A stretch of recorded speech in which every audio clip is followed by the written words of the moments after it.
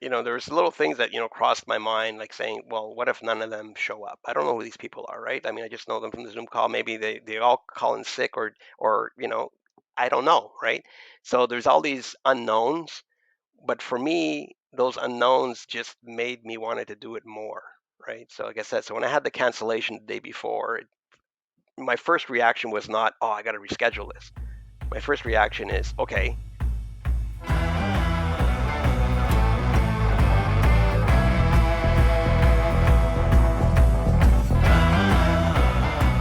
So my name is Rocko Paolo, and as far as how I started, I've always been in entertainment, whether as a songwriter, actor, um, as well as screenwriter, and just anything to do with entertaining people. That's something that I enjoy doing. I like being both in front of the camera, behind the sound, the soundboard, or in front of the soundboard. I like all of it. So that's pretty much my background in this. And when you started, and do you remember the trigger when maybe you doing something is like you realize, okay, this is it. I want to do this all my life. I think it pretty much started when I first picked up the guitar. So I picked up the guitar. I was 16 years old. I took a few lessons, and very soon after, I was writing songs. And I thought it was normal. I thought this is just part of the process. And then when I started asking around, people said, no, have never written a song. I've been playing guitar for 10 years. Or people are saying that they never felt inspired to do something on the creative aspect of it.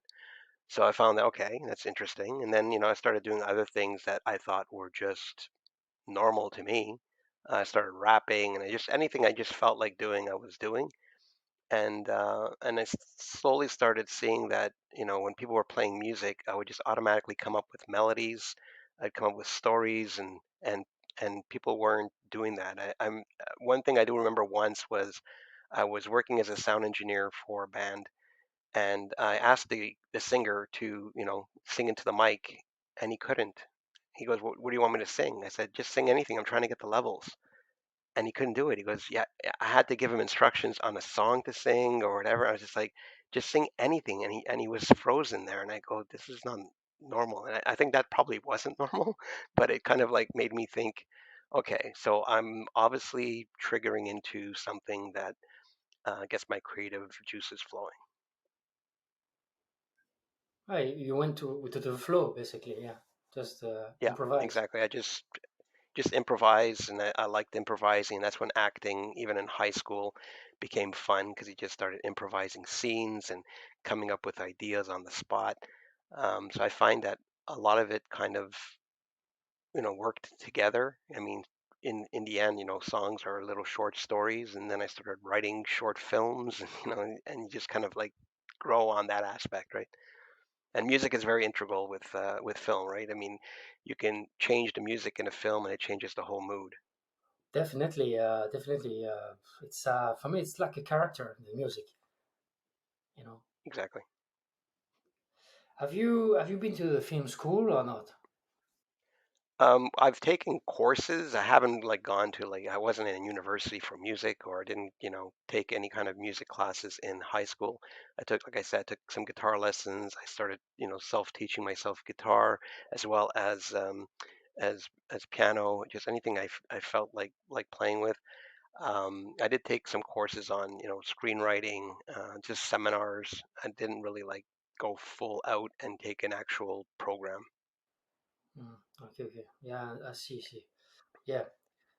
What about your last project, and how did you get inspired? I probably would go not to the last project because that was a short film, but the one previous to that, which was a feature. That one's called The Dinner Party. And the dinner party, um, I had some free time, so I said to myself, when I would have a good enough time period where I have free time, I would like to do a feature. Well, it's a great thought to have, but then what do you do with that thought, right? So, first thing I did is I said, okay, well, I'm gonna have to try and shoot this in a short amount of time because I'm gonna have actors that are volunteering, crew that are volunteering. So I can't have this go over a 2 month period because then, we're going to have to deal with continuity, meaning that, it's people's haircuts availability. I said, so I got to shoot this in a very short time period. So I said, I want to shoot a feature, and I gave myself 3 days. I took a long weekend, and I said, I want to shoot a feature in 3 days. So of course, right away, I was being told by everyone around me, you're crazy, you're nuts, like you can't do this. So what I had to do is I knew there was going to be some sacrifices to be done, meaning that lighting, multiple edits would not be. It would be a lot of like single shot type scenes, and no makeup, no, and the lighting is going to suffer. I knew that. Sound might also be an issue, but I said sound is the most principal item in a film. If you have bad sound, doesn't matter how great your movie is, it's not going to work. So I put ads on Facebook to find actors, and I found the story itself. I said, let me first write the script, but I have to write it in a way that I know it can be shot over a long weekend. So there's not car chases, there's no special effects that really need you know explosions and stuff. It's going to be more dialogue driven and very few locations, so that way we don't have to drive around and all this stuff. So in the end, we ended up shooting it at my place, which made it easier too because sometimes we just forget certain props or certain equipment. So I'm like, everything is here. I don't have to worry about going somewhere and then saying, oh my God, I have to go back and get it. So, yeah. So I put the ads on Facebook to find actors, and this was still like probably around the end of the whole COVID thing, but people were still not getting together. So we were doing online, doing like this, Zoom calls and doing the table reads. And what I decided to do as well is I only shared the first two acts. This is three acts, and I only shared 75% of the script with the actors. So they had no clue how the movie ends. They had no clue of any of that stuff. So it made it a little bit more interesting and intriguing for everybody, right? Because everybody's like, "Oh, what happens next? Like, what's going on? I don't understand what's happening." So the main premise was six strangers invited to a dinner party. They don't know why they're there, who invited them. It's people can say, well, it's a cliche idea, it's been done before, but that's the thing about creativity and originality is to take something that people have probably said, well, what are you adding to this? And that's where the originality comes in. That's where, if you can take even like for a song, every song's been written, and every love song's been written, you then have to come up with an original way of telling that same story, right? So it's the way it works. So um, the day before shooting, one of the actors pulled out. So that kind of threw everything out of whack, right? Because I had one actor driving 5 hours to come shoot this, so he had already rented a hotel room and everything. Another one coming 3.5 hours. So, I said, well, I can't stop this, nor do I want to stop it. I'm not going to reschedule it. I'm not going to do any of this stuff.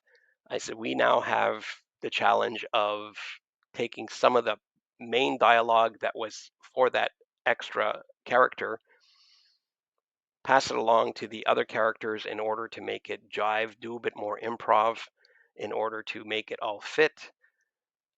They were all game. Like nobody said, "Oh, it's like, this, maybe we shouldn't do it." No, everybody was like, "Let's do this. We got this." Everybody was super happy about giving this a shot. So that for me was like, my wife, who's not an actress, actually really blew me away by saying, "Hey, Rocco, if you really need this character, I'll do it. If I'll play that role." And I was like, so we tried it, and she did a good job, but I was just like, it's just going, she's not an actress. She's not going to be able to really improvise. And, I don't want to shoot half of it and halfway through realize, what, this is not working, or it's going to take us a week to do now because not because, like I said, she's not capable. It's just that I'm working with, people that know how to do this. And my wife was, helping me out, which means I probably have to hold up a bunch of cue cards and stuff like that. So I was like, I'm trying to direct it. So I'm like, let's, like I said, split some of the lines, the main lines that need to be split. So we merged some of the characters. So we gave some lines to this person, some lines to that person, and we did it that way. And in the end, like when I shared with them the third act, what I had done for the third act is I did put it on a bunch of cue cards because I was like, I'm giving it to them the day before shooting. We shot most of the scenes on a Saturday, and on a Sunday we were going to shoot Act Three. And I'm like, I'm giving during lunch break, we're reading Act Three, so their jaws were all dropping because they're like getting to new information, and there was a lot of dialogue in Act Three. They're just like, well, how am I going to memorize this? I'm like, well, I cue carded, but I cue carded for six people, so I'm just like, now I have to start scratching things out. So it was um, a very interesting experience. Everybody was on board. We did a lot of handheld camera work. We did some tripod. A lot of it's shaky. Some of it goes out of focus at times. But I knew that going in. I couldn't be a perfectionist for this project. This was sort of like, you know what? Everything you've learned to do, throw it out the window. What we're doing here is kind of like an experiment. We shot it in 2 days in the end. So we actually, shot it in about 15 hours in total. It's a 70-minute movie, right?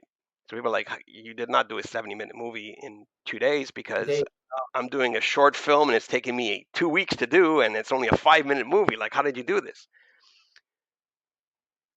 Now, the main inspiration for me even trying to attempt something like this, I was trying to challenge myself anyways. But one of the main things was I'm constantly interacting with people in the arts, and unfortunately, a lot of them come up with excuses, right? Sort of like, I don't have the time to do things. I don't have the right equipment. They keep on coming up with reasons not to do something. so if I understand it, like you want to do it the right way, and they told you, I don't have time, or I don't have such equipment or stuff like this, and so that's why you have this idea. So it's like intense shooting on this film set, very intense. So you talk about the light device. So what kind of camera did you use, and how you manage to, with people around you, to manage this cast and crew? Yeah. So the crew, I just had two people in the crew. So I had Alex, who was handling the camera, which I believe is a Sony. I don't know the exact make of it, but A9 maybe. I'm not even sure. So he's got the camera, and even he was finding it a little challenging, right? Because it's sort of like we're shooting a lot of it. Like some of the scenes can be up to 10 minutes, and we're shooting it with a single camera in one shot and one take done kind of thing, right? So there's no setup time.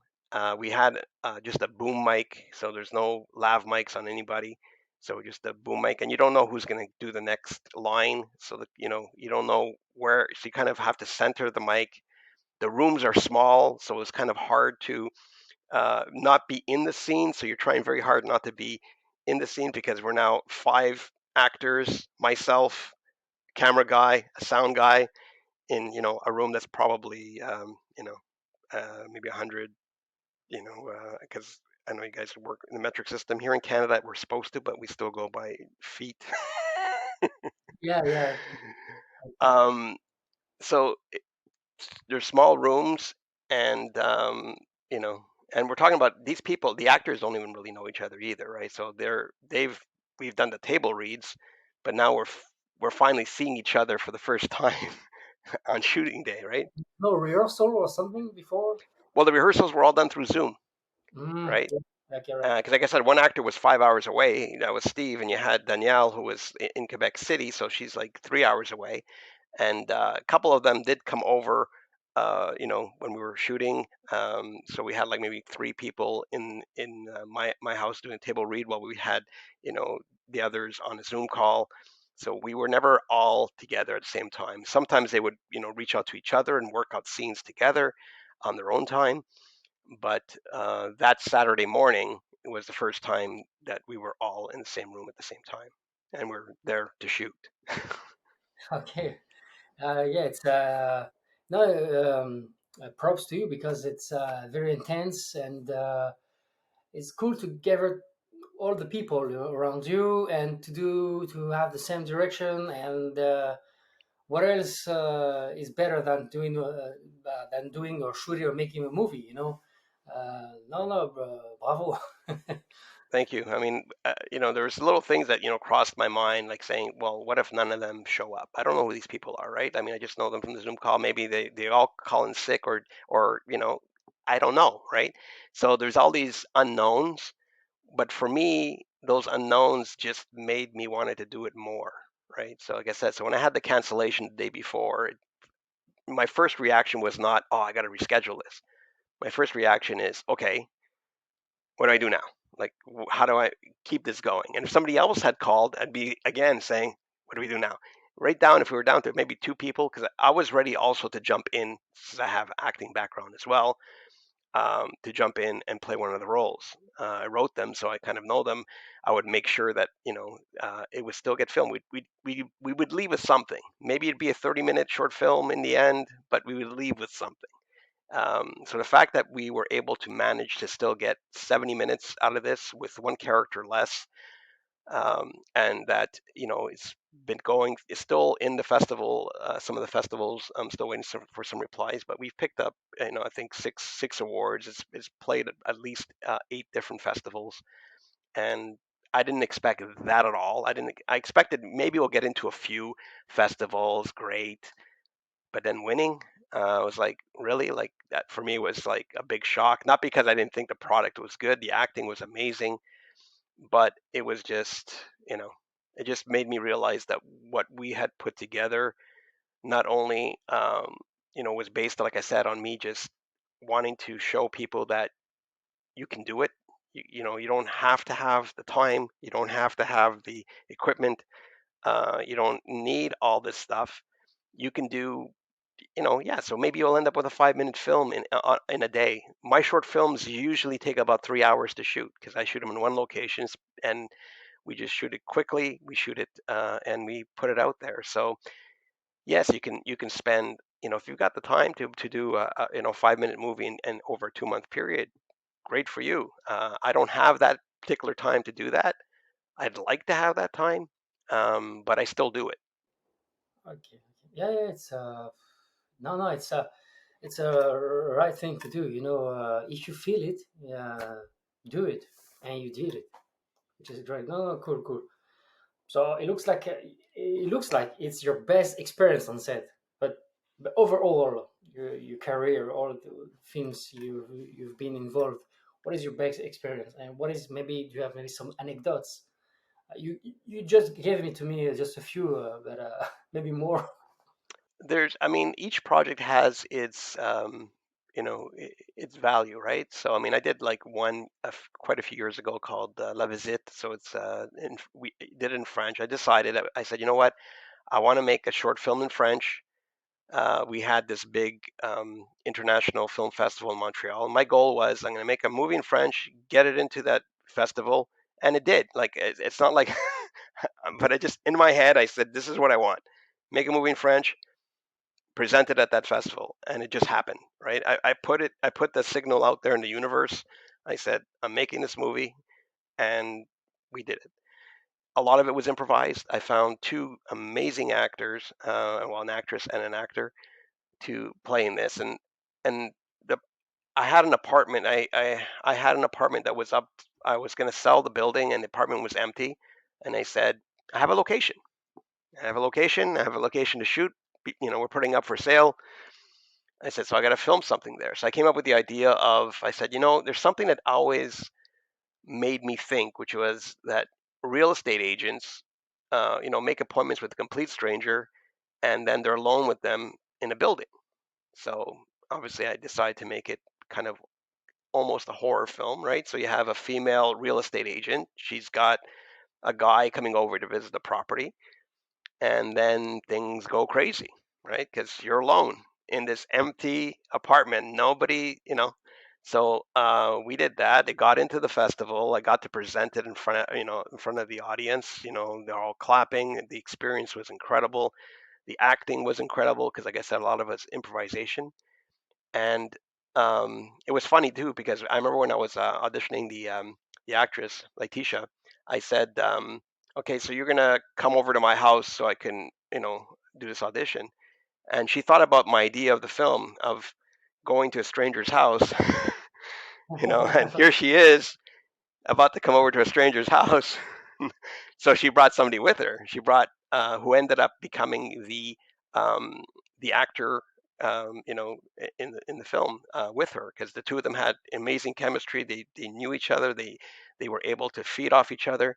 But he looked nothing at all of what I was looking for. I was looking for a small, little, frail guy, and he was taller than me. He's bigger than me, and I was just like, I said he's so, but he and he was always telling me, he had told me at that point, and even during the whole process, that he's always getting, roles as, funny roles and whatever. So this was his chance to have a real dramatic, really intense role, and he was incredible. She was incredible.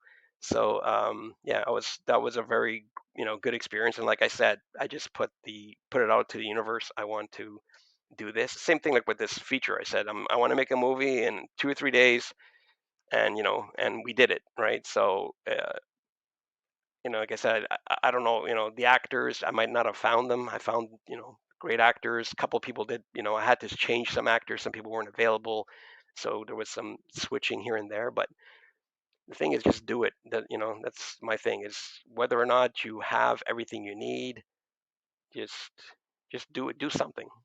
Yeah, definitely, definitely. About the music, did you get inspired for this movie? Yeah? Did you get inspired before or after shooting the scenes? It was a bit of both. I ended up using two songs I had written that same year, but were not written for the film, but fit in my mind perfectly for a couple of the scenes. One was the end credits, and one was a scene in the middle, where I was able to play that song. And then the rest of it was, yeah, just inspired as I'm, doing the editing process. So there was, there's some actual songs in there. For like the intro, there's a song called the Dinner Party Jam, and then there's a few other tracks that I had underneath. And there was a festival, I think, in Tokyo, that actually emphasized that the soundtrack needs to be really looked at in this movie, because it works really well with the film. So I was kind of happy about that too, because I'm not a soundtrack guy. No, it's a good feedback because film festivals are it's a tough competition, and you went to Montreal Festival as well. And did you have some feedback there as well about the music, or maybe something else in Montreal? Well, in Montreal, it was more feedback from the audience, because I got to sit with them, and I got to hear, the reaction, and that they were reacting at the parts where I expect them to. Because, like I said, it's borderline horror type, thriller type film. So it was a great experience just to kind of like take that in, take in the fact that they were getting it. My vision came across. So when the movie's over and they're all clapping, they understood the message. They understood what I was, and I find there's some movies I've watched where the director is so bad at you're confused. You walk out of there and you're just like, what did I just watch? Or I don't understand it. There's no, I mean, there's movies where you think at the end and you come up with like what you think happened. That's fine. But when you walk in, you're saying, what did I just watch? Like, and it has happened. So like the director failed in giving their vision. So if I see an audience reacting to my film and they get it, or they might interpret it different from what which is fine, but they do have an interpretation of it, of what Definitely. the outcome was. And I'm a fan of like movies like the Usual Suspects. Was a big influence on me, in the sense that when I watched that movie in the cinema, right till about the end, I was like, I don't know why everybody's making such a big deal of this movie. It's an okay movie, but the ending just completely changed the whole trajectory of the film for me. And then it just made it an amazing movie because of the last 5 minutes. And that for me was like, wow, like, because there also just would have been a movie like every other movie I've seen. But because of the way it ended and the changes and the twist and this and that, I was like, That's the kind of stuff I want to do. I want to make things with twists, and you take them in one direction, shoot them in the other, and then once they're there, shoot them back to another direction. Yeah, it's like a 180. Oh, Yeah. another direction, and it's another way, another storytelling you didn't expect, which is great for the audience because we're here to entertain them. And yeah, if you fulfill this mission in a way, you're good. You're good. You're good. Okay, right. But entertainment. So you've always wanted to do this in entertainment, to do this music, movies and stuff like this. Can you make a living with that, or do you have a side job, or do you have a different stuff? Or At one point, music, yes, I was making a living, just that, but I was by myself. So, certain days when you're eating less, you're okay with it because, but when you have other people involved. So once I decided, that, it's going to move on, have a family, a wife and children, at that point, yes, I had to go out and find other means to make ends meet. So, customer service jobs, working on reports, things like that. So, people would ask again because they'd be like, "Well, you got a full-time job, you got a wife, you got kids. Where do you find the time to make this stuff?" Because I was still doing a lot of things, whether it was music or, I wrote a few books and so on and so forth. And it's like, well, you have to have an understanding wife first of all. That's very important in my situation. And you just make the time. I'm by nature a night owl. So, my wife's in bed by 9.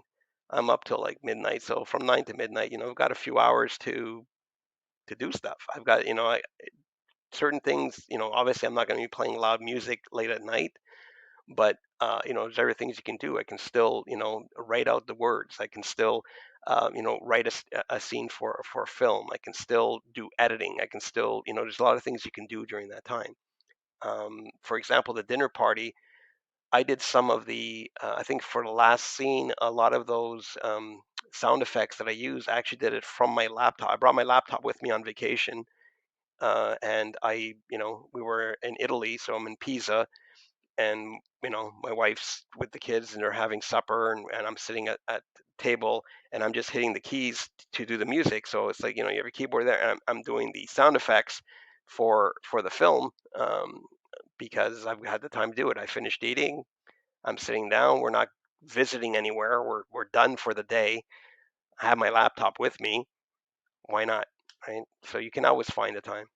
no, yeah, when you have time, definitely. I was some people ask me this question, some people on the weekend they have hobby like maybe playing football or whatever.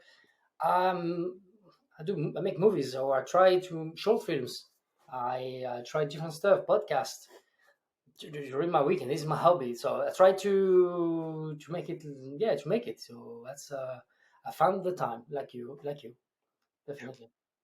Because I even recall once I was, I worked for a pretty big company, and once I was just walking out of the cafeteria, and somebody stopped me and they said, "You're still here?"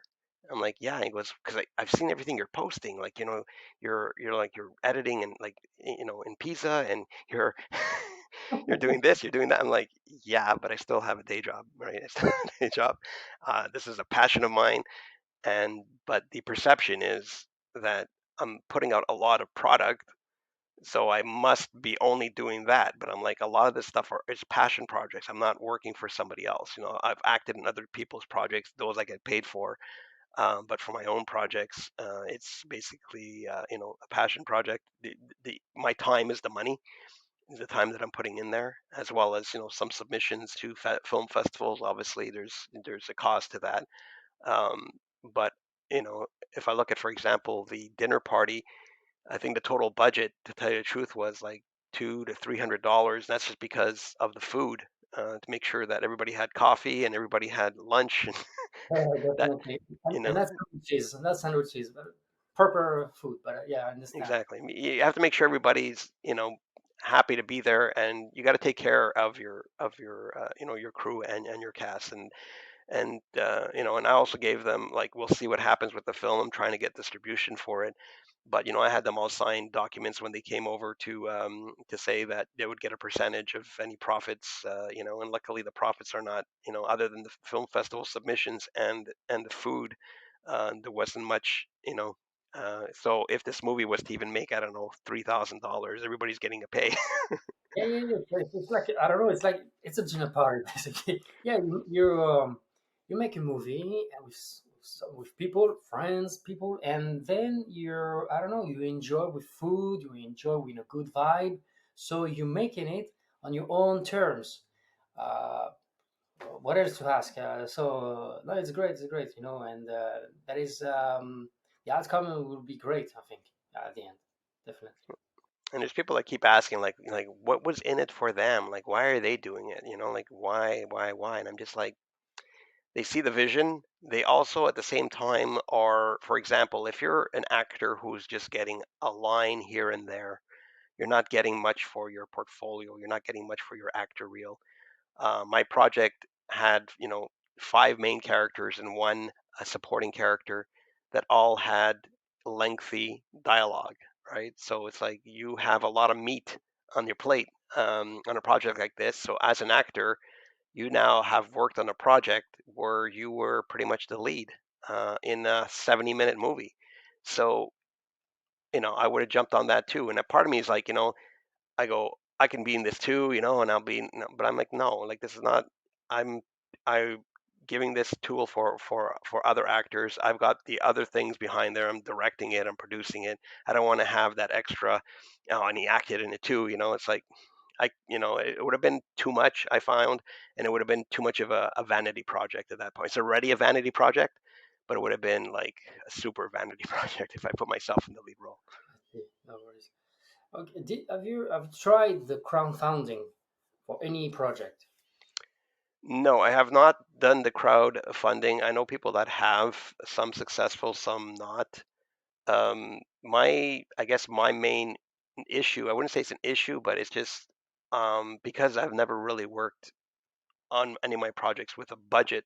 So when I see somebody saying, "Well, I'm making a 5-minute movie, it's going to cost me $12,000 to make," and I'm like, "It's a 5-minute movie. Why do you need $12,000? Do you have, Yeah, you know, are yeah, you are you taking an old car and you're blowing it up?" I'm trying to understand. So I think I'm having difficulty with justifying the numbers for it. So I don't know what to ask for crowdfunding. So eventually I will go that route.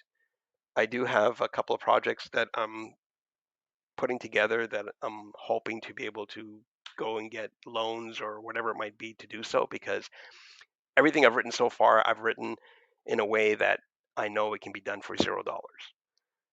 But I'm now trying to write something where I will not be able to do it for $0 because there's going to be a lot of locations, lots of characters. So that for me again is another challenge, right? So I'm now trying to, and then I'll look and see about the whole crowdfunding aspect of it. yeah. I think as independent filmmaker, you have to start or you have to continue with what you have around you, locations, people, crew, actors, and not don't too, I think don't to think too big at the beginning or even as independent. It depends how much. No, it depends. Um, it depends the people you're gonna meet um, during film festivals or anywhere. You have some contacts. So yeah, it depends. You have to I don't know. You have to be humble because it costs a lot. It's a lot of money, and you have to think twice before to think like with VFX or whatever. Yeah, some people can do because they have maybe some contacts or stuff like this. They can give her a good budget. Well, great, good, good. And yeah, I think we have just adapt. Yeah, adapt as a filmmaker. What? Yeah, definitely. And it's just from what I've been told is, and I've seen, is that especially for short films, there's no real way to monetize it, like to actually make money back on a short film, because they're not really distributed. They're not they're not as easy to sell to somebody to be able to actually make your money back. Versus a feature is a whole different ball game, because features can be shown in cinema, they can be shown on streaming services, they can be shown on television, cable, But short films. So when I see somebody putting in like whatever $20,000 on a 8-minute movie, um, I'm like, well, you're not getting that money back, and sort of, if you keep doing that, eventually you're going to run dry. Right? But there is some programs, some platforms Yeah. online, of course, dedicated to distribute some short films.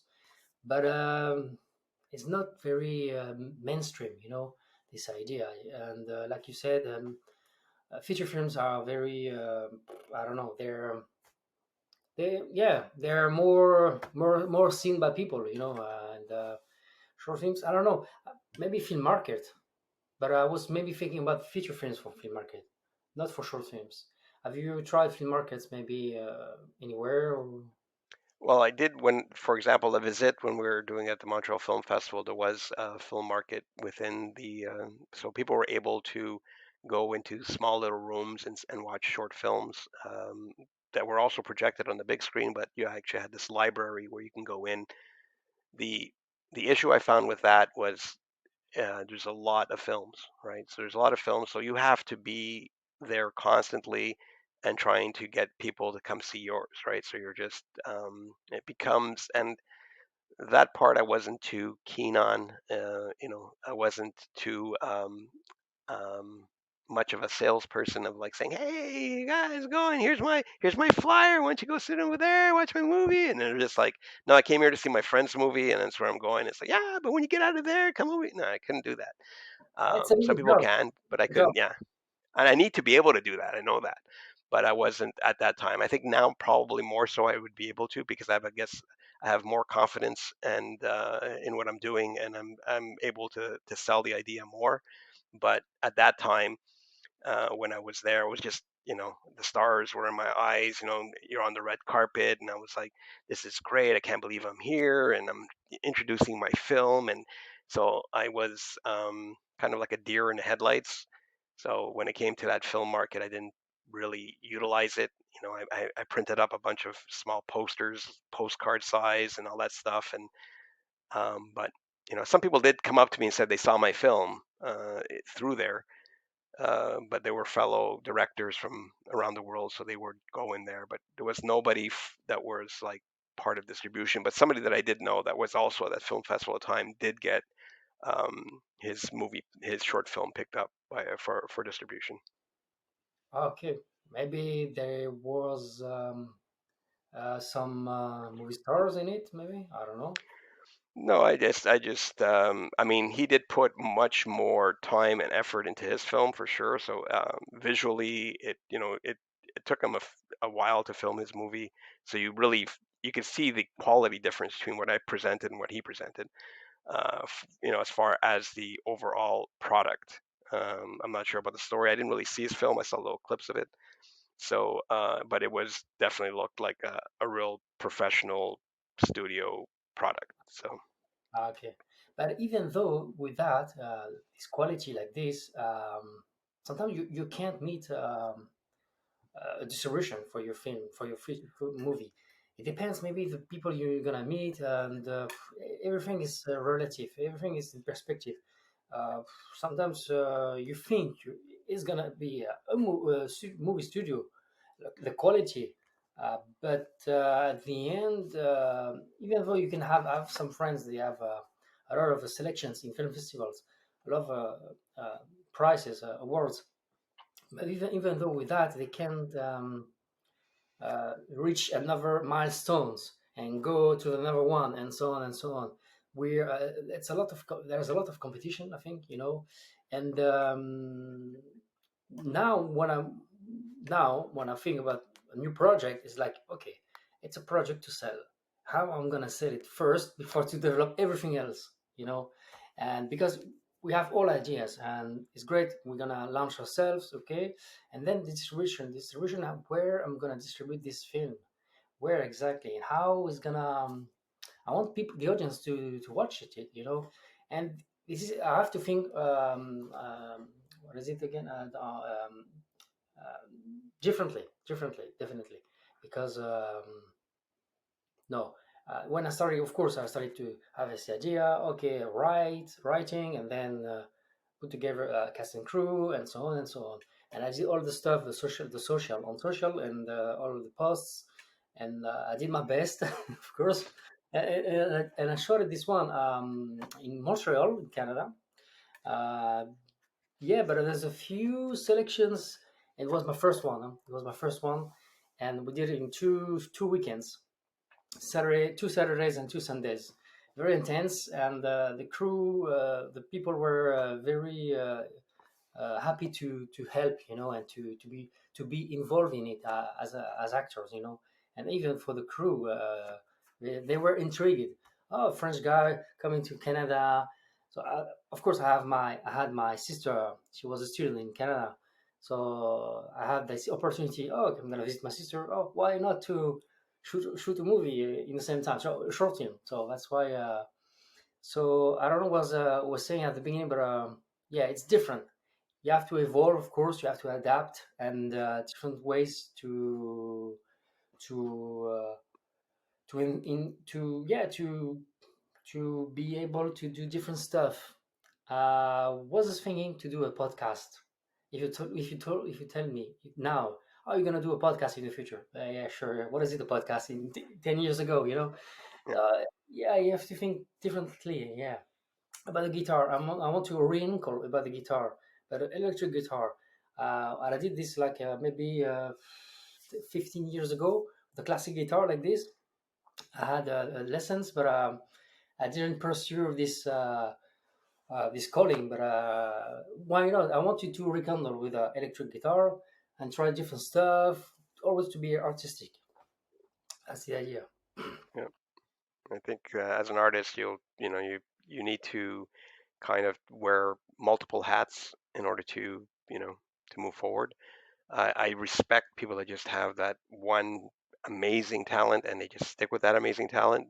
Kudos to that person. But for me, my mind's all over the place. So, and I'm constantly looking at.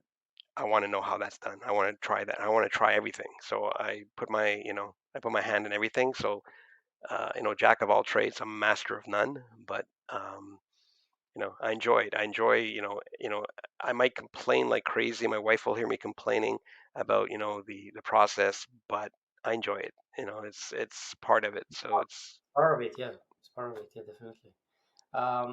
About the cinema in general, because nowadays with the technology, anyone can buy a camera, can shoot with a smartphone, we can have editing video on computer, uh, and we have now the AI yep. technology. And do you think it's the future of cinema or not? It's definitely the future. It's going to be for many. It's going to be a tool that we can use to help us move forward, and for others, it's going to be the tool that's going to make them uh, do stuff that they get credited for, but AI did all the work. Eventually, that's going to be the case.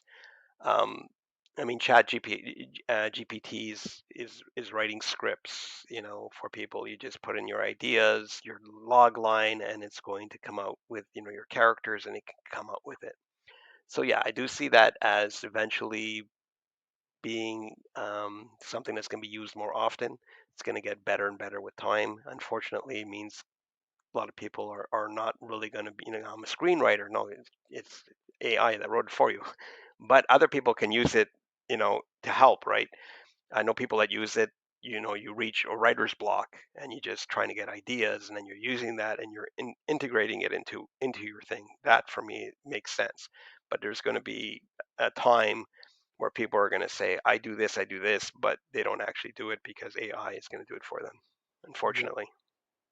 but I think yeah, there's maybe we're gonna be I don't know, script doctors. We have to double check after AI technology. Of course, it's gonna get better and better, this technology. But I don't know. I don't, we human eye, human spirit at some point. I don't know, all the time. I think just to make sure it's correct or it's the right thing for us. And yeah, I think so. Yeah. I do, but at the same time, I'm already seeing some signs of how it's not being checked. Like, for example, I've seen people that have really poor subtitles, and I know that it wasn't written by a human being, didn't get the words right. It's obviously you fed it through AI and you didn't double check it. You just sent it out like that. Um, so yeah, you do need the human eye, like you said, to brush it up. I've had people that have written scripts and then they have me look it over and add some color to it as far as the characters, make the characters more, more, uh, more emotional and stuff like that. Because they'll write the idea, and I'm like, this person should say this way instead. So I can see that AI might just come up with a very stagnant script and then have to go in there and really beef it up and tweak it. But I have a feeling that not everybody's going to do that. And then you're going to have these products that are going to come out that you're just going to say, there's something really eerie about that movie. The actors, the lines they said it didn't sound very fluid. And it's like, yeah, because it was written by AI. Yeah. Sure, but if the actor is, I don't know, if he's involved in the character, he can improvise as well. He can propose something to the director. So there is always still, even though with the actors, they can be replaced. I don't know if with what is it called? No, Deep fake. deep fake, something like this. So Yeah. uh, the first time I saw that, I was like, wow, is this Tom Cruise or what? Yeah, exactly. It's like I said, it's going to be interesting how it's all going to come together. What I find is usually a pendulum goes completely in one direction before it comes back to the middle. So I think that for a while there's going to be just sort of like even with CGI, when CGI was first started in film or 3D animation, people just went crazy and put it everywhere, and then they had to tone it down. So I think it's going to be the same thing with this. It's just going to go all the way to one direction, and then eventually it's gonna, people are going to say, okay, you know what, this doesn't look right, or this doesn't feel right, and then it'll eventually come back to the middle. But we tend to, we see something, we just overuse it, and to the point that everybody hates it. Definitely, definitely. It's gonna correct it by itself, and Yeah. okay, all right. What do you think about the? So we talk about a little bit the cinema, but what about the current cinema? Maybe in Canada, maybe in the world, maybe in Europe. What do you think at this stage for cinema?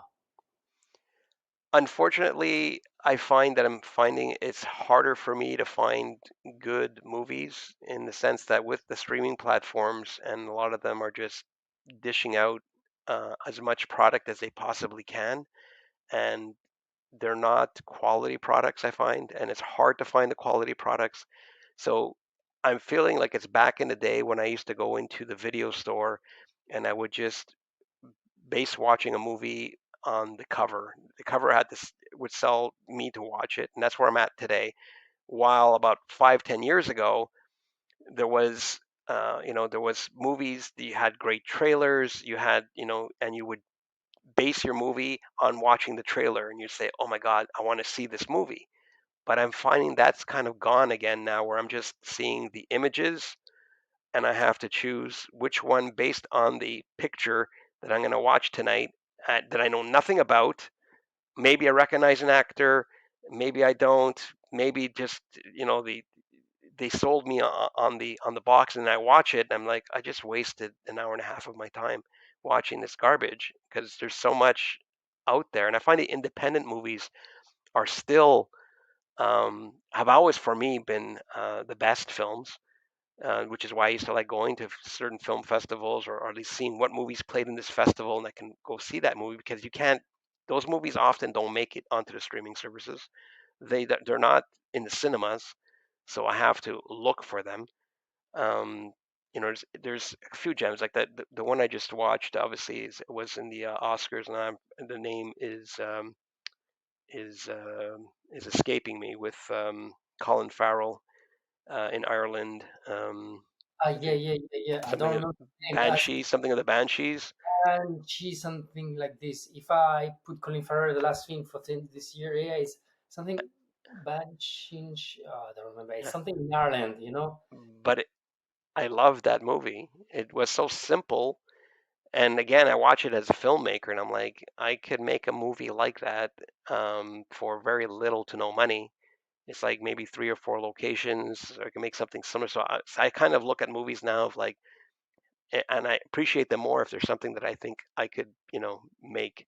And that movie was just, again, was just a story about two people. Now, they took it a whole original route, and for me, that was the part that I really liked about the film. I was like, this is a very original take on two people that were friends who are no longer friends, and one is trying to cling on to that other friend, and wants nothing to do with him. So I really enjoyed the film. There was no explosions, there was no, it was just a lot of beautiful scenery because it's Ireland, um, and there was just a story, and it was just really well acted.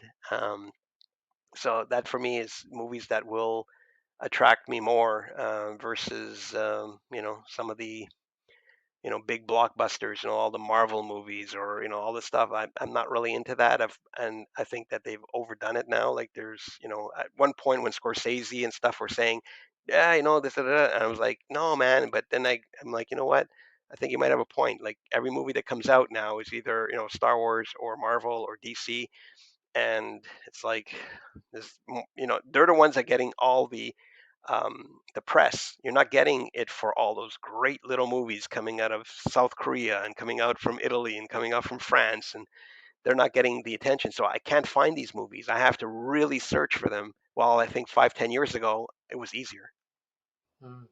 Even though with streaming services, even though with internet, it's a little bit hard to find them. But You have to find the gems because they're not being promoted. They're not being reviewed. They're not the critics are making up stuff. Like even right now, I just keep on getting on my feed about the Flash and how it's the best you know superhero movie that's going to come out, and there's that whole thing about the lead actor who's I don't know if he's in jail. I don't know what the story is about him, but there's this negative story there, but we're still going to release the film, and they're using like even like diversity to try and sell films now, like saying for example Little Mermaid. It's not about the Little Mermaid, but it's about they're the narrative is sort of like, well, let's make this as controversial as possible in order for you to go see the film. Well, before I went to see a movie because it was a good story. yeah, yeah, yeah, I see what you mean. Yeah, because movies is about stories, but cinema for me it's like the witness of the times, of the area of sorry of the era in the society. I don't know. We don't do movies like 100 years ago, and in the future I think it will be different. I don't know how. We still evolve, but sometimes there is a core. We need to stick to the core, the story, the characters, and if you have a good formula, this is the good formula. You make a movie, a great movie to reach the audience. Yeah. And I know there's a lot of like bad things said about, for example, Woody Allen, but I have to say that his films were really always about characters. And for me, that's what really draws me into a film is the characters. And if the characters are not well developed, or when I watch a movie and there's a bunch of characters that have no reason to be there, that throws me off right away. Like when there's people in the film that have no purpose, they're just there taking up space, but it's because it's a star, or whatever. But they don't need to be there, and that for me takes away from the experience. For me, it's about the character development and really, I mean, I didn't see the movie with Kate Blanchett, but I mean that one seems to be Tar, Car, I think it's called. I car, haven't seen it. I know there was a lot of people saying it's a long, boring movie, but I think uh, when I watch it, I can't say I'll like it or not. I might agree with them, but at the same time, I have a feeling she's a type of actress that will really take in the character and become the character like Daniel Day Lewis does, and yeah, yeah. I think that I'll probably watch it and say, yeah, she became that person, and that for me is part of the experience. Definitely, definitely. Yeah, yeah. Talking about this character, these actors, if you have the opportunity to work with someone, who could it be?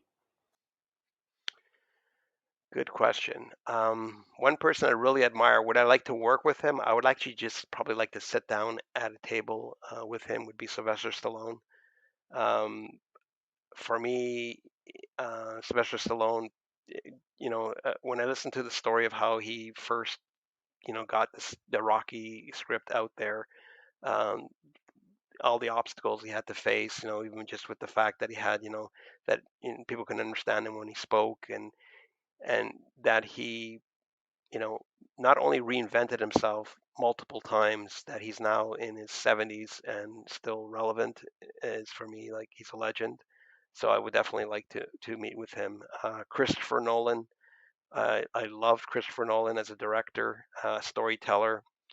Very similar to like the way I like to tell my stories, in a sense that he's got these twists and he's got this original angle to take a movie like Inception, which is a very complex subject matter that anybody who went to see that movie walked out of there understanding it. I would not have been able to do that. I would not have been able to make a movie like Inception and make it so that even somebody who has no idea about a dream inside a dream inside a dream, but he made it in a way that it was understandable.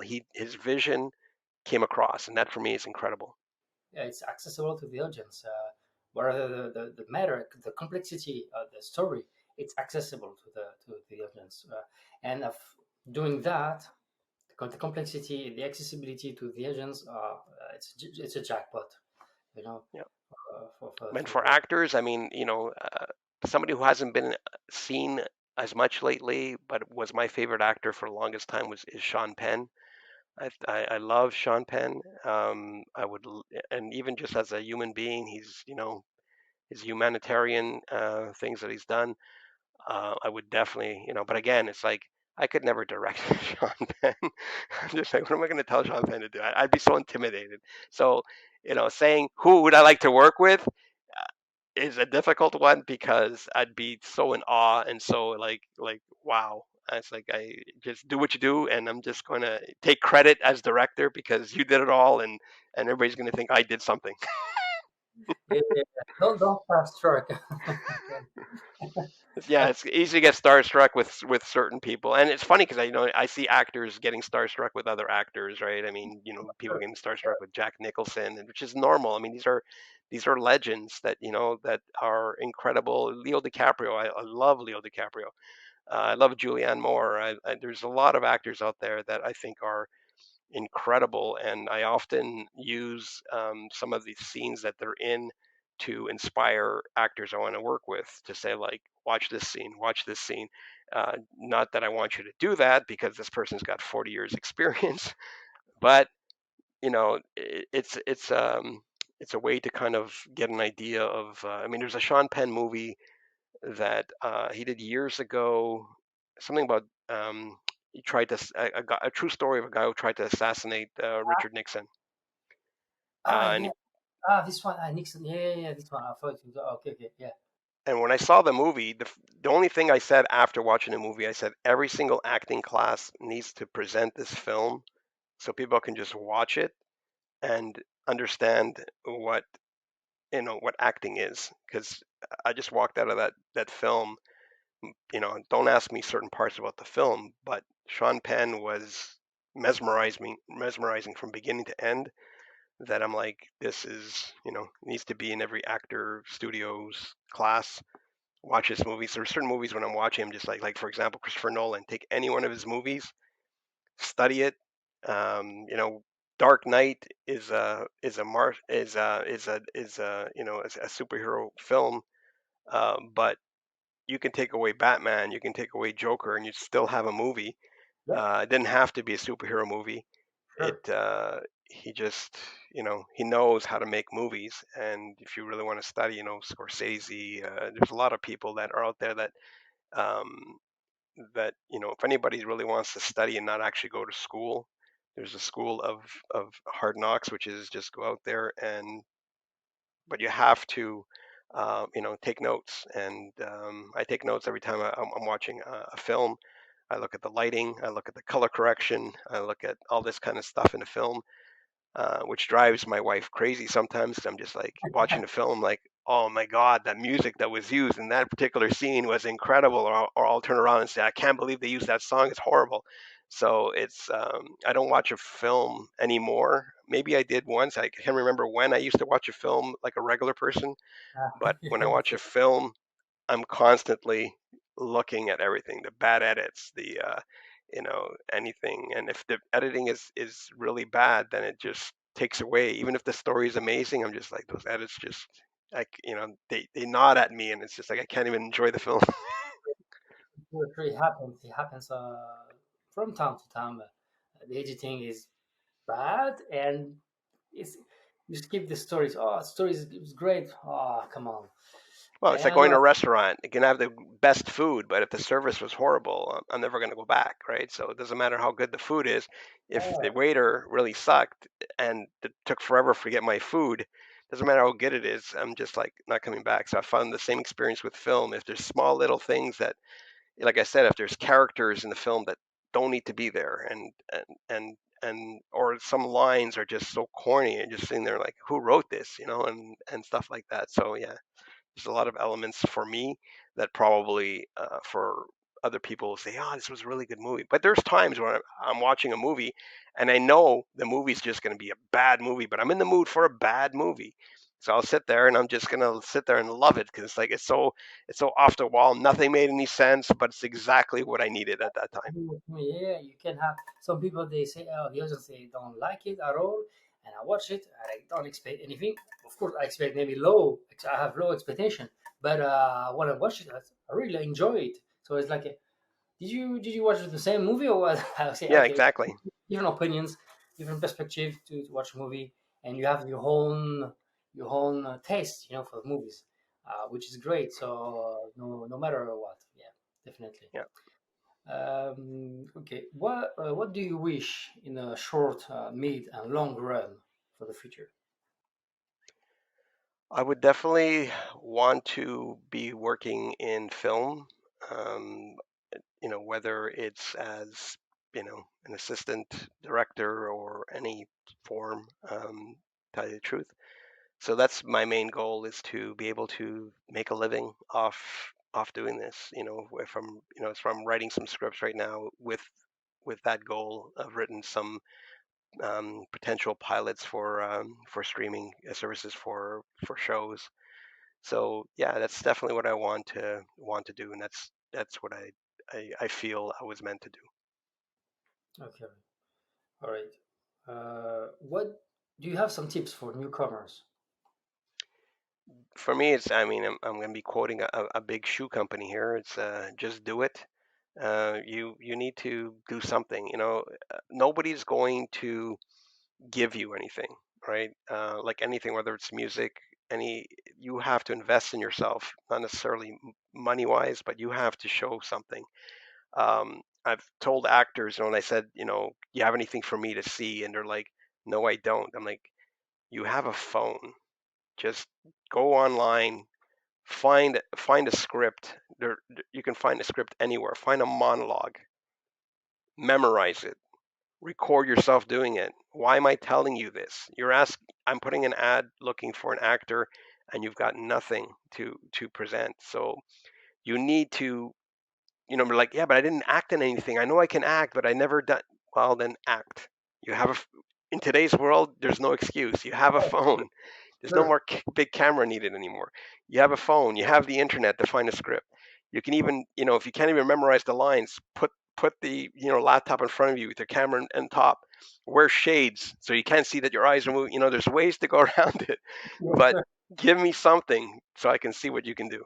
And so I just find that the excuse, like I said, when I made the dinner party, it was because I was getting tired of people just coming up with excuses. I don't have the time. I don't have the money. I don't have this. I don't have, and now, now that I've done the dinner party, now it's there's more questions. The same people will always find an excuse, right? So now the questions are, yeah, okay, it only took you 2 days to shoot, but you had to do table reads. That takes time. You had to edit it. That takes time. You have to, and they just like constantly. They go, it didn't just take 2 days, man. It took a whole lot more than two. Yes, it took more than 2 days. Yeah, But very fun. Yeah. So go but the ahead. 2 days are the principal thing. Is getting to those 2 days. You filmed it. If you're gonna let it sit in your hard drive for 5 years, fine, that's your problem. But at least you can say I did it. I have the footage, and then you can find somebody else to edit it for you if you don't have the time to do it. There's ways around. There's students that, if you don't have the money, there's students going to school that are looking for something to edit. Music's the same thing. There's people that ask all the time saying, do you have any music that I can mix? Because I'm trying to work on my mixing. So sometimes I don't mix my own songs. I get somebody else to do it because they're trying to, learn about the process. So Yeah, talking about that, oh, they need more time or stuff like this. I think they have some reference from movie studios or something, like mainstream rules and stuff like this. And I just, like I told you, just adapt. Just adapt. You want something, do it. And if you really want to do it, do it. yeah, Yeah, I mean, I did the same thing with. I recorded a choir for a song, and yeah, people said, "Well, you can't do it. You're gonna have to bring them into a studio, and you're mm, gonna have to make sure that everybody is mic'd and everybody's got headphones." And I said, "No." I gave headphones to the main guy. He basically worked as a conductor for everybody else. We mm, did it in a church. We yeah, had the natural reverb of the place. yeah, yeah. Recorded it that way. So it's like you got to think outside the box often, especially when you don't have the budget. Oh, Uh, and there's definitely. been even a project I worked on once where because they were so used to working on big budget projects, Mm-hmm. they tried to do their project like a big budget project. So they Mm, had all kinds of equipment. We mm, never used it. yeah. They had They had little walkie Uh, talkies, okay, yeah. but we were literally just like 2 meters away from each other. You don't need a walkie-talkie, but they Yeah. were so they went through their checklist of everything they saw when they worked on the big budget projects, and Mm, they took every single item. They said, "We need it, we need it, we need it, we need it." And I'm like, "No, you don't, you don't, you don't, you don't." They said, no. "Rocco, what's the matter with you? You don't understand." Da, da, da, da. And so Mm, we had all these umbrellas for lights that were shooting outdoors, right? yeah. Using natural light, and the umbrellas were never used. So we had like 15, 20 umbrellas that they rented. They had all kinds of stuff that were not needed, No. but because they No. can't think outside the box, and you have to think outside the box. You have to. I like to like even my last short. We shot it on a smartphone Mm, because I said, you know what, we have it. Let's do it. Let's yeah. shoot the film on a smartphone. We did it, and you know why not? So if somebody Yeah. says they can't shoot on a smartphone, well, I just did a short film shot on a smartphone. You can do it. I'm not the first one to do it. I'm not going to be the last. No, definitely no. And I, like you said, and I like it. Think outside of the box. Uh, Definitely, as a independent filmmaker. Otherwise, you're gonna die. You know, there is this expression during COVID for in Hollywood. They said adapt or die during Yeah, COVID. So it was always like this, and it will be always like that. yeah, So definitely, yeah, yeah, for sure. yeah. Which movie or TV series that looks like you? That what movie or TV series that looks like me? Wow, I've never heard that question before. So now I got to go through my my Rolodex in my head trying to figure out. Um, it's tough. I know. I mean, like I said, I mean the usual suspects. I would say just as far as what inspired me to start making movies, I would say that was a very big one. Mhm. And I mentioned also with I think not necessarily the Rocky movie, but the story behind the Rocky movie of, like I said, the struggles and stuff, and just being told no, no, no, no, no. Like people don't understand that. I think even like Clint Eastwood, he had to for one of his movies. I think it was the boxing movie that he did there, Million Dollar Baby. Yeah. no studio wanted to touch it. Nobody want. I said, "You're Clint Eastwood. You've directed and acted in a lot of major films," and he couldn't get the studio to back him up. Yeah. Scorsese has said the same thing. And people don't see that. They go, "Oh yeah, but these guys, man, they can do Mm, whatever they want, and they can." And it's like, no, they can't. no. People have to. The perception that people have that because you're a star, Yeah. you can do whatever you want. I mean, Stallone too for the last Rocky, which was, I guess it was what, Rocky 5 or 6. I think it was 6. I think was the last one he did. And a spin-off as well. Yeah. Different stuff. And that one, he had, because at that point he was no longer relevant. He wasn't getting any work. His films were going directly to DVD. He proposed another Rocky, Hmm. and everybody just laughed and laughed and said, "You're crazy. You're about to be 60 years old," and it's like nobody's going to buy it. And then he made it, and he made it in a way that it actually would make sense. People bought the fact that somebody in his 50s was going to box. Yeah. Um, so I admire the fact that I think he's a great writer. He might have written some really bad scripts too, but he's a great writer. He's actually a pretty good actor because I mean, when he did Rocky, they were comparing him to Marlon Brando at that time. And he's as far away from the Rocky character as can be. Like people just assume that's just him in real life, but it's not.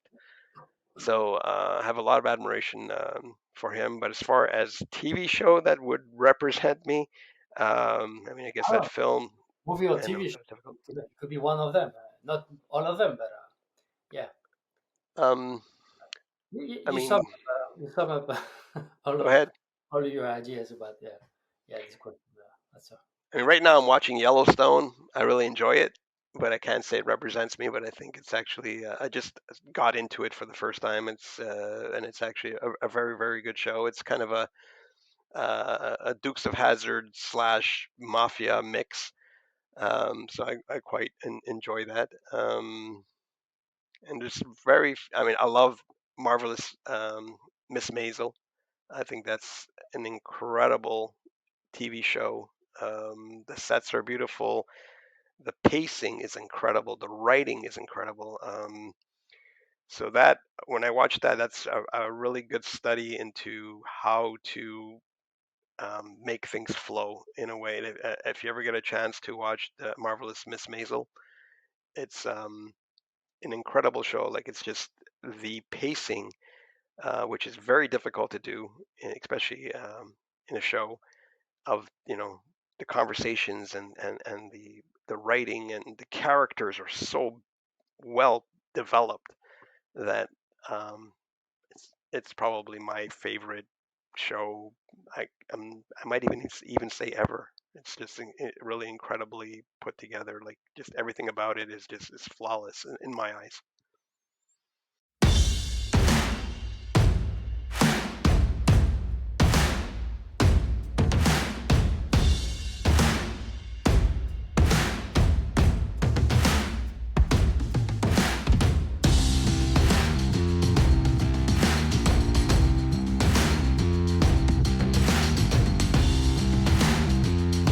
I mean, obviously, I mean the dinner party's still out there. I have Judgmental, which is a short film, which is going to be in Toronto in about a month's time. A smartphone festival, and I'm now putting together the. I just finished the fourth draft of a script that I think it's based on a dream I had back in 2017, and I'm actually going to turn that dream into a film. So what happened in my dream is going to become a movie. So that I'm very excited because it was a very very bizarre dream that you always forget about your dreams. So the first thing I did was wrote a paragraph and I just left it there. And then for some reason this year I just read it again. I'm like, okay, I'm gonna make this. It's a two-person short film. It's probably gonna be about 10 to 12 minutes. So you know, a 10 to 12 minute short film is already in my mind long. My short films are usually about 5 to 8 minutes. max. So, and I'm like, and this one only has two characters, so I have to make sure that it's interesting enough um, to keep people's attention for 12. Because I mean, I've watched some feature films that have a lot of characters and yet they don't keep your attention. So I have to try and make a film with just two people and make it as interesting as possible. Yeah, yeah, it happens. I watched the other days different short films, 27 minutes, 30 minutes, 22 minutes, and they're great. And they're oh, depends the of course not everything is great. The pacing, the story, or maybe the editing, or can remember the cinematography. It's very hard to match 100% for each of them, and of course you don't need to match the perfection. No, It is the goal because we're all humans. yeah, We don't need that. But yeah, if you can uh, captive the audience, it's the grail. yeah. And like I said, some people can do that. And there's like, I mean, there's some actors I know that you can have the camera just on their face. There's no dialogue. There's no nothing, and the camera's just panning slowly away from their face. And it's a 5 minute scene of nothing, just the camera panning back for 5 minutes, but yet you're drawn in because they are able to do that just with their face and their body. So yeah, so there's and then there's like I said, there's other movies where the scene is. I mean, I watched that movie. I didn't watch the whole thing because everybody was raving about it. I just couldn't get into it. It was a movie that was really huge a couple of years ago from Mexico, all in black and white. It was a story of a family in the 70s. Netflix or Yeah, I think it was Netflix. Netflix came out with it. Everybody was raving about it. I tried watching it and I couldn't. It didn't keep my attention. It was really like somebody took a camera and put it into somebody's house. And sometimes there's a lot of moments where nothing's going on because there's just a camera there. Like there's no drama, there's no nothing. So it's just I'm expected. It's like somebody just put a camera in my room while I'm watching TV. You're not going to see anything for 2 hours because I'm watching TV.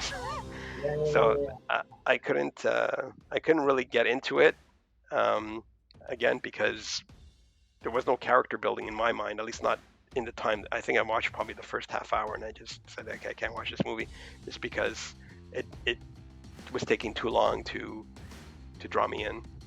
And I'm sure if I probably watched the whole thing, I would have said, yeah, but if half hour in I'm still not getting into it, it's like no, it's like I got better things to do. I mean, it wasn't a great film, but there's parts of it that I enjoyed. Was The Fablemans, which is loosely based on Spielberg's life, yeah.